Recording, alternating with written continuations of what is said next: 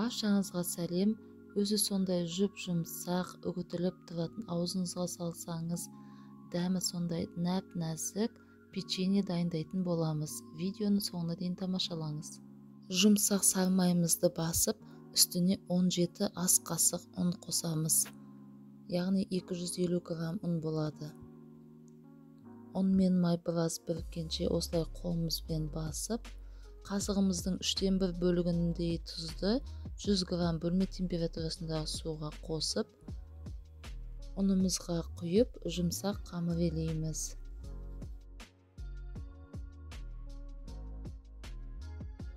Жазылған мөлшерден артық ұнды суда қолданбаңыз. Біраз иленген соң басы осылайынан бірігеді.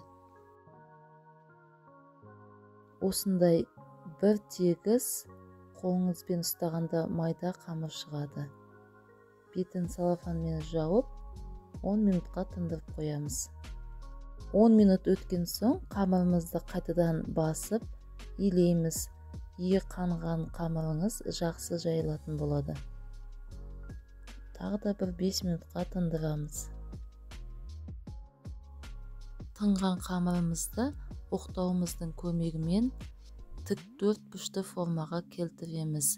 Яғни қамырымыздың ұзындығы шамамен 45 см, ал ені 20 см болу керек. Ал қалыңдығы 5 мм болу керек.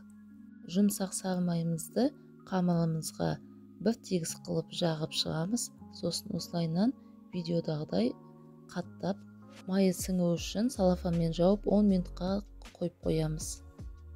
Енді қамырымызды осылайынан тігінен қойып, ұзындығы 45 см, ал ені 20 см болатындай қайтадан жайып шығамыз. Астына үстіне кішкене ұн сеуіп, ұнның көмегімен жаямыз.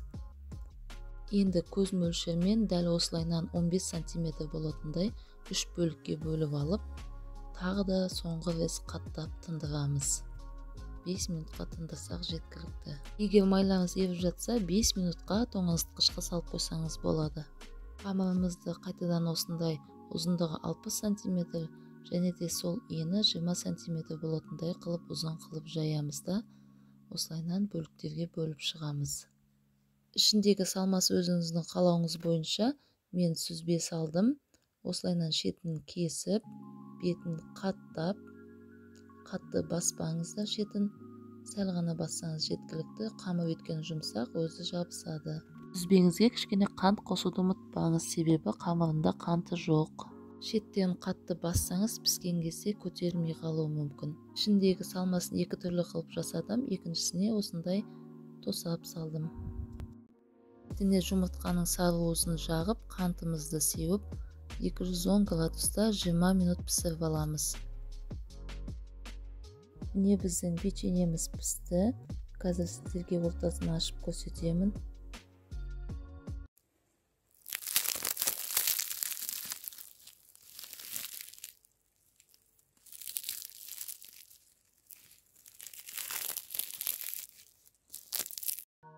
Қараңыздаршы достар, өзі сондай үгітілмелі, қатпарлы және де дәмді болып шықты.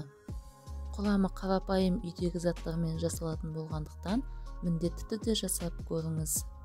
Егер видео ұнаса, каналыма тіркеліп, лайк басып, астына комментарий қалдырсаңыз болады. Видеоны соңына дейін тамашалағаныңызға рахмет. Сіздермен болған Гүлжанат. Сау болыңыздар.